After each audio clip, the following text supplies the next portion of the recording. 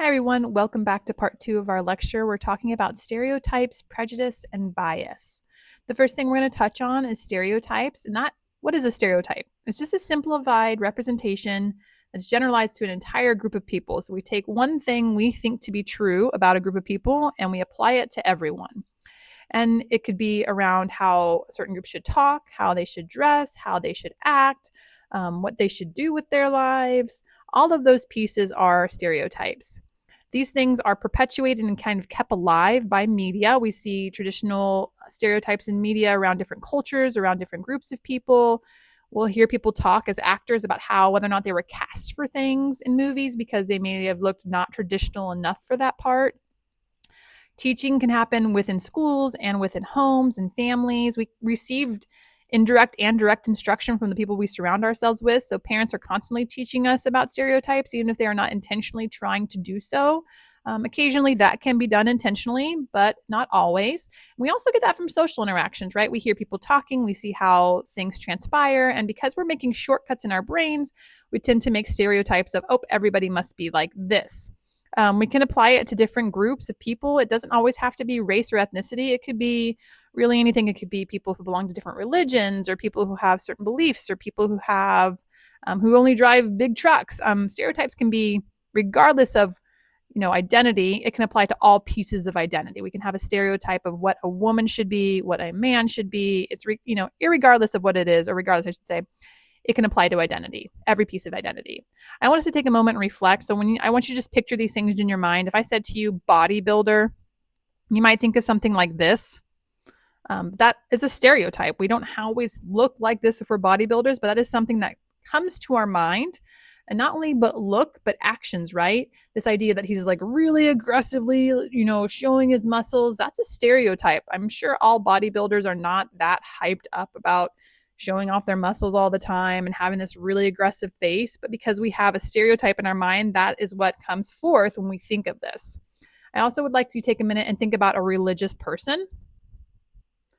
Now, you might be picturing somebody in religious attire, somebody who actually leads a place of faith. And that is somebody that's true, probably a religious person. But again, we have a very stereotype. If you didn't think about that, maybe you thought about somebody you knew who was very religious, who maybe doesn't lead the faith, but is very involved in their religion. And that can also be a stereotype. Maybe you're applying what that person looks like to the whole group. This also can be for ethnicity, obviously. I would like you to take a moment and be brave with me and just think about an ethnicity that you do not belong to, and see what comes to mind for you.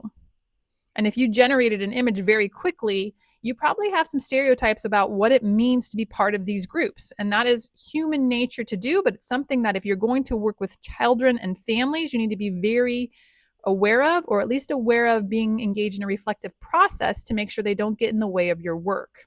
All right, let's move from stereotypes to talk about prejudice. A prejudice is just applying a predetermined judgment to an individual, group, situation, or object. So you have an idea of how things should go, how you should behave around somebody, and you apply it. And it can be, again, for any element of someone's identity. It can be race or sex or age or ability, class, whether or not what social class you belong to, nationalism. Do you have a prejudice for belonging to a certain country and treat people poorly that don't belong to your country? How do you feel about people with disabilities? Do you feel, homophobia is another one. Do you treat people differently because of their sexual orientation or how they identify gender-wise? All of those things can be prejudice. And these are all examples of prejudice, but this is not an exhaustive list by any means. Like I said before, you can have a prejudice for any piece of your identity or any piece of identity in general. Okay, so something to be mindful of, again, because working with children and families means that we are going to be working with a lot of diverse people. There are two types of prejudice, I would like to talk about today. One is discrimination, and that's when groups are treated unfairly and denied access, privileges, or rights based on an arbitrary characteristics such as race or ethnicity. So understanding that we are excluding somebody or we're denying them access. Again, going back to civil rights and thinking about everything we denied access-wise if you weren't white. The great example of discrimination. And that actually even feeds into institutional discrimination, this idea that we are embedding policies and programs within our systems to make sure that we are able to widely discriminate against a group of people. We saw this with the redlining that we covered earlier. That's housing policy. We see this in schools and education systems. All of those things have institutional discrimination. The issue with institutional discrimination is that once it's put in place, even when you get rid of those policies, it's much harder to mitigate the kind of consequences that have come from it. It's kind of perpetuates in a cycle. And it's, can be very unintended sometimes, but it definitely is relevant and important to be aware of. Another type of prejudice is a bias. So, a bias is a tendency to favor or dislike a person or thing, especially as a result of a preconceived opinion. It can be partially or prejudice. These are influenced by families, media, community, and it can be directed at any group, right? We're again talking about it could be anything. It could be women who only wear high heels. It could be women who work outside the home. It could be people who have to use a wheelchair or have to use handicap parking. It could be someone who only a group of people who always play, a certain game. All of those things you can have biases towards. Now, biases can be positive or negative. You can treat them more favorably or less favorably. So keeping that in mind, that it doesn't always have to be that you're going to treat them poorly. Both things have negative implications, though, because if you're always treating a group better than another group, then obviously that is a problem as well. Now, there's two different types of bias. There's explicit bias when you are actively aware that you don't prefer or that you overly prefer a group. And you do actively, kind of cognizantly, you're aware of these things. You're using this information to make decisions. And again, it can be positive or negative. So if you feel really strongly that if everybody who is Christian or Catholic is a good person, then maybe you are more likely to spend extra time with those families if you're working with families. Maybe you're more likely to find extra resources for them. So again, super important to be aware of our bias and how it's impacting our work. Now, that's when you're really aware of your bias, it's explicit. But we also, because we're human beings and we're trying to process information quickly, we all have implicit bias. And implicit bias is something that typically we are not aware of and we're kind of unconscious of, but we have these kind of feelings that show up every once in a while and they do influence our decisions. We're not always aware that that's what's happening, but they are impacting our ability to work with families and children. Again, they can be positive or negative. We can feel good about a group and have it make us more likely to do extra things, or we can feel negative and have us pull back and not maybe engage as much as we should. Everyone has them. I want to stress that. Every single person has them. And that's why it's so important as someone who's planning to work with children and families to be aware that you do, because you need to take the time to reflect and make sure that you are approaching everybody being mindful of these things so you can be effective with those families and helpful. These biases in general are not fast fixes. You are going to have to take time, you're going to have to reflect, and you're going to have the acceptance of the fact that you even have them in order to improve upon them. So it's not something that you can go like, oh, I realize I have a bias towards everybody who wears a cowboy hat. I'm just not going to have that bias anymore. Or I have a bias towards everybody who, I don't know, eats donuts for breakfast. I'm just not going to do that anymore. Okay. Those are biases too, right? How people feed themselves might be a bias.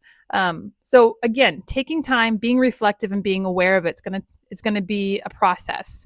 Now, part of these biases and prejudice and kind of being aware is that we can do things that are called microaggressions. And these are verbal and nonverbal messaging and communication that degrade or devalue the individual.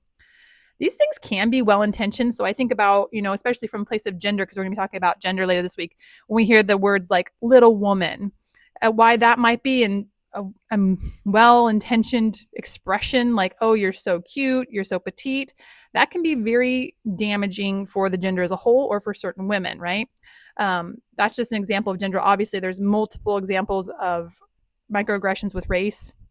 And again, these things can apply to any element of your identity, your sex, your sexual orientation, your race, your ethnicity. They don't always have to be intentionally mean, but they do have a negative impact.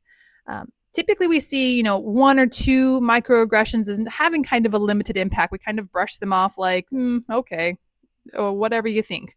But what happens is that there's a cumulative effect. So when we experience lots of microaggressions over time, we have more of a consequence from it. We're more likely to have negative feelings. We're going to be less likely to engage in certain situations, in certain scenarios. If we're having a negative experience because we're having lots of different microaggressions, let's say at the doctor's office or at school, we're obviously going to be less likely to go to those places. When we do go to those places, we're not going to be as open or honest as we should be maybe, or as engaged. So When we think about microaggressions, one or two, not great, but the problem is that they are cumulative. And when we have microaggressions towards certain groups, we tend to see them as a society as a whole really often. So they're not kind of this one off, they're happening a lot. So the people who are receiving microaggressions tend to get them very often. I did want to share with you this piece around what's happening with Harvard. They do this project, it's called Project Implicit. I'm just going to take you there real quickly. I encourage you to go do this.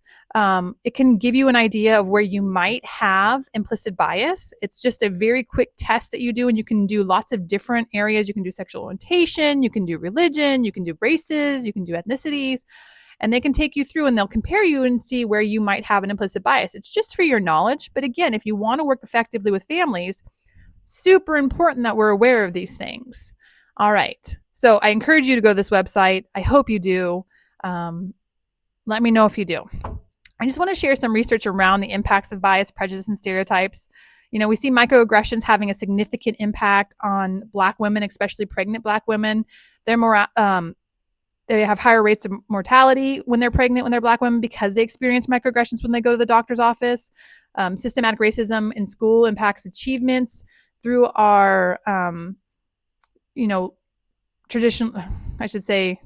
our children that have been treated unfairly, systematically. There's systematic oppression, systematic microaggressions happening, that kind of institutional discrimination. So we're seeing that come out in achievement in schools. We also see significant impacts on health for those experiencing prejudices. So they don't want to seek out help because of those prejudices they may be experiencing. All right. In order to change attitudes, we talked about how important it is to do that. It's a process, right? We look for positive opportunities, especially for children, to work together. So this is really for children. We want them to be able to work together and have positive opportunities with each other. We want to be able to use storytelling to build an understanding and empathy. So having an ability to think from somebody else's perspective, we would use that with children. Let me tell you a story about this other child that is different than you and what happened to them. We also want to make sure that we're seeing lots of positive representation in their classrooms and in media so they can see other identities, other forms of identities in a positive light.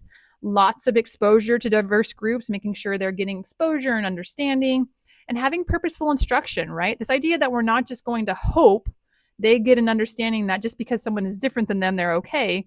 We are actively discussing these things with them so they are capable of comprehending it, and also eventually, hopefully, maybe not needing to challenge their own beliefs, but if they do, being open to doing so we can all work more collectively together. All right, so those are changing attitudes for children, but they would work for adults as well, right? So if you are having an issue with implicit bias somewhere, if you go out and expose yourself to that culture, you're probably going to be less likely to have an issue with them. If you have an opportunity to read a story about somebody from a different culture that maybe you have a bias or prejudice against, you're going to be less likely to experience that prejudice and bias in the future. So why these regular methodologies that we came up with for changing attitudes are for children, super effective for adults as well. We're going to pause here. I'm going to come back and talk to you about ability. I'll see you then.